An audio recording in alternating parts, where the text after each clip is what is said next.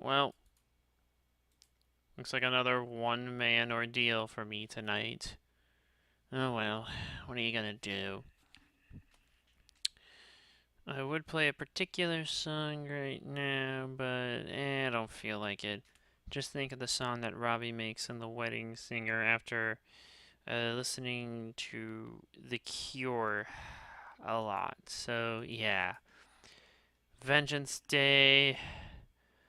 First Vengeance slash NXT's first major event to air on Netflix outside of the US. Some wrestlers from Raw, but it's mostly NXT. This is where Vengeance lies, in developmental territory, because of course it does. We can't ever have stuff that used to be on the main roster. Alright, 6 matches. I'll read Jesse's predictions. I'm Coffee Lover 239. First up. The first match is Obafemi versus Austin Theory versus Grayson Waller for the NXT Championship. On the January 28th episode of NXT, for some reason, Raw's A-Town Down Under, Austin Theory and Grayson Waller, Stop the Pain, Would You, hosted a special edition of the Grayson Waller Effect with NXT champion Obafemi as a guest. Theory and Waller said they appeared to see if Femi was worth the hype.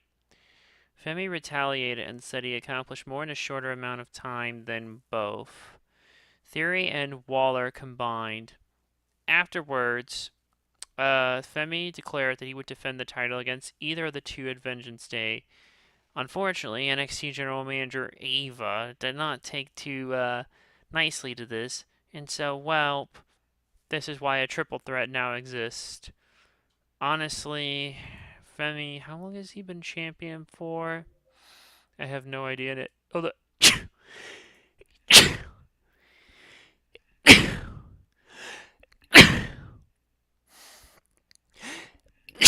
oh, excuse me. Now watch that be the most exciting thing that happens all stream long. Me sneezing. Obafemi hasn't been champion that long for a little more than a month now, so at this rate, I don't see any reason for him to lose it. It's not like either Dumb and Dumber over here need the title anyway, so oh yeah, first Jesse. He's gonna say Obafemi retains and Ricky Starks attacks him. Oh yeah, the Revolution will be televised now in WWE. I mean, almost wanted to say EW, but nah, not anymore. Yeah, I'm gonna go with Obafemi to retain. It's way too early for him to lose the belt. Next, Fallon Henley versus Stephanie Vaquer for the North American Women's Championship.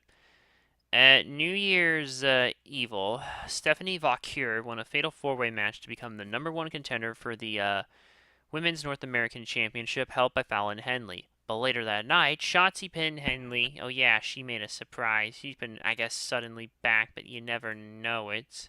Whatever. And she pinned Henley in a 6-woman tag team match. And then they argued over who should get the match first, even though the contender was clearly outlined. And so they basically had to had a match afterwards. Henley interfered, so Shotzi won, and the Fatal Influence stablemates. Well, 2 weeks later, Henley defeated Shotzi to retain the title. Then after the match, Vaquer confronted Henley, and now this is what's going to happen. Let's see, the Jessies says Stephanie Vaquer. I'm going to also go with Stephanie Wait, hold on. Wait, what? Hold up a minute. Okay, hold on. No, I'm not going to explain it. Let's take a look at this. Fallon Henley has been North American Women's Champion for only 111 days.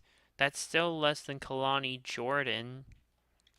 You know what? Screw it. One wild card victory, Stephanie Vaquer. I mean, if they can put the title fast on Julia like that, they can do it with Stephanie. Speaking of which, here we go. Julia versus Bayley versus Roxanne Perez versus Cora Jade.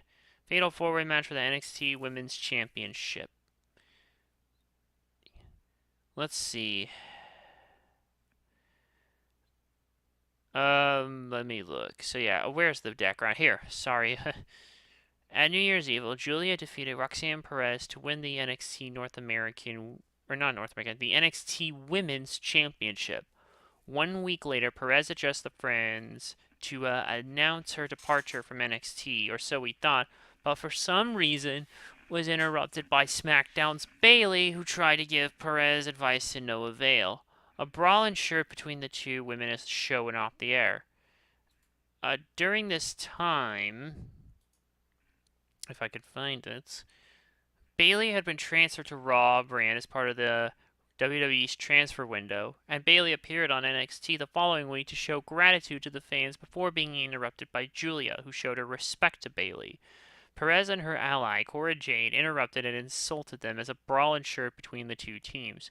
1 week later, they faced each other in a tag team match. Julia and Bayley won after the latter pinned Jade. Later that night, when NXT General Manager Ava was about to announce Julia's Vengeance Day opponent, she was cut off by Perez and Jade, saying Bayley doesn't deserve a title shot since she didn't get her rematch yet, and say that it was Jade's fault they lost the match earlier in the show. Then Ava announced that Julia would defend originally against just Bayley and Perez in a triple threat match at Vengeance Day, much for Jade's dismay. Then a week later, Jade attacked both Julia and Bayley and tried to hit Perez. This led to a match between Bayley and Jade on the February 11th episode, and thanks to interference from Perez, who actually wore Bayley's previous hugger gimmick from 2015 to 2019, Jade defeated Bayley. Wow, that was wild. That's like some psychological warfare shit, if we're being honest. I mean, seriously, who even considers? Yeah, never mind. Anyways, after that match, Ava announced that the match would be a fatal four-way. Julia, Bayley, Perez, Jade. Yeah, so there's a lot of crazy shit going on here, and it seems like it's all building up to a blow. Oh, who am I kidding? It already has. It's just now we blow it off tomorrow. Let's see. Looking at all these, Julia has only held the belt for how long now exactly? Because now, again, it was NXT New Year's Evil, so I think it's too sudden here to have her lose it, so I'm going to go with Julia to retain. And funny enough, that's what Jesse says, with Bayley eating the pinfall. Not that she needs to eat the pinfall, but you know what? What are you going to do? It is what it is. Next, Javon Evans versus Ethan Page. How did we get here? Well, ever since losing the NXT Championship and a North American Championship match in 2024, Ethan Page went into an emotional turmoil and became depressed. On the December 17th episode of NXT, Page came to the ring stating that he deserved all the hate he was getting from fans and that he had, well, to quote Shawn Michaels, lost his smile. Yeesh. And afterwards, he was interrupted by Javon Evans, who praised him and said that Page deserved to be where he is now. Page said Evans was right and that he shouldn't worry about losing his smile, but rather take away Evans' smile, prompting Page to attack Evans, crushing his jaw with a steel chair. Then, 2 weeks later, Page defeated Evans' tag team partner, Cedric Alexander, and crushed Alexander's hand with a toolbox. On the February 14th episode, Page defeated Dante Chen and crushed Chen's leg with a steel step. Evans returned to attack Page, but was knocked down by Page punching his injured jaw. On the February 4th episode, NXT General Manager Ava decided to suspend Evans so he wouldn't end up even getting more injured, but Page said that Evans should be punished by facing him.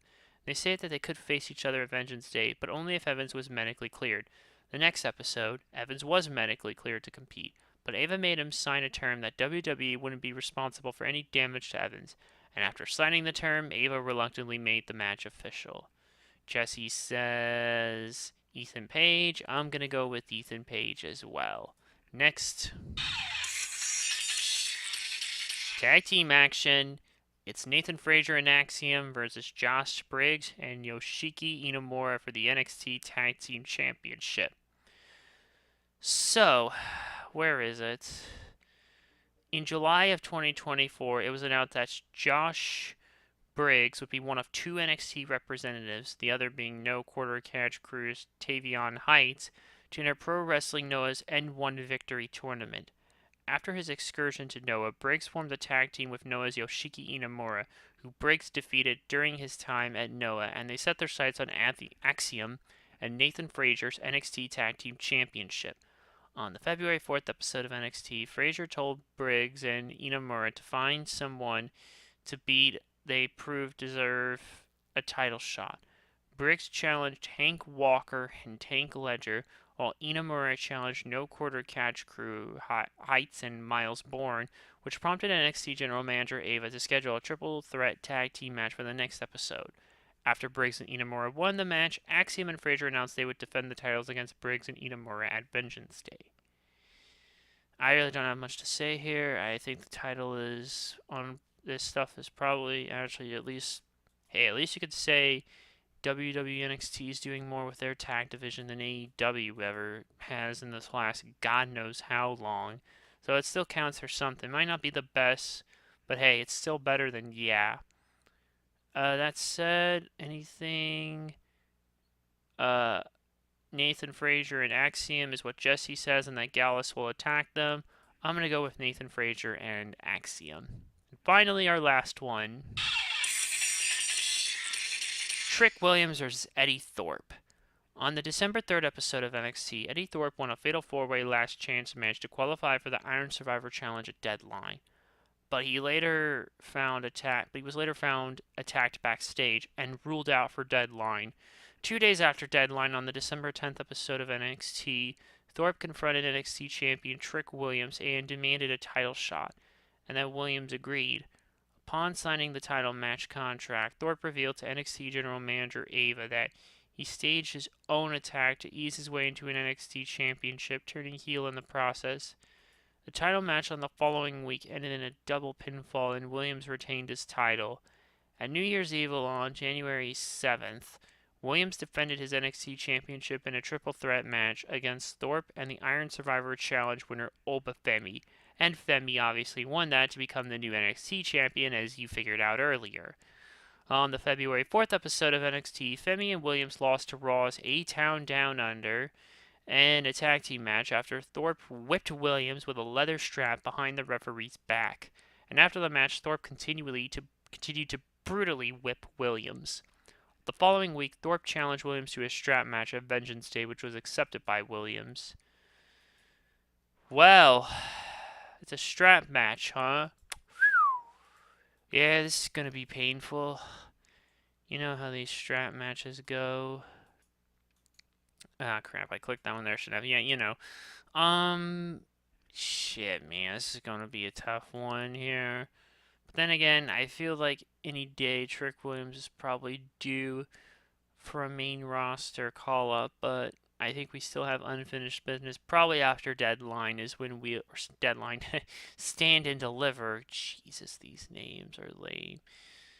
Yeah, I think after that, then we'll probably see him get called up after Stand and Deliver. That just makes sense, the timing. So as of now, I'm going to go with Trick Williams to win this one. And also, I'm pretty sure that's what Jesse went with. Yep. That's what the Jesse went with. So that's it. There's not much. And again, having to do these 1-man 2 in a row is not exactly ideal, but it is what it is. I'll try to make sure that doesn't happen here. Shit, I didn't even do my usual warm-up stuff, so if I'm a little less hyped than normal, because I didn't do my normal pre-podcast ritual in the morning, I do apologize, but sometimes you have to break every once in a while. Next time, though, you bet your ass I'm going to do that. Oh boy. Oh boy, we've got a lot in the coming weeks. Well, nothing for the rest of this month. But in 2 weeks, we'll have Elimination Chamber Toronto. And then the week after that, we'll have Revolution. And then after that, well, after Revolution, we'll have Dynasty. And then after Dynasty, the motherlode of all weekends, as it always is, WrestleMania weekend. Oh boy, I can already feel it creeping up. Oh god, it's gonna be an exhaustive fucking weekend. I just know it. So, just to recap, in 2 weeks, we cover Elimination Chamber Toronto. And the week after that is Revolution. That covers everything for March. And then April, well, you can already see the writing on the wall, but we'll get there when we get closer to there. So with that, take care of yourselves and each other. Thanks for watching. Good night, and sorry this was shorter than normal, but what are you gonna do? Bye-bye, everybody.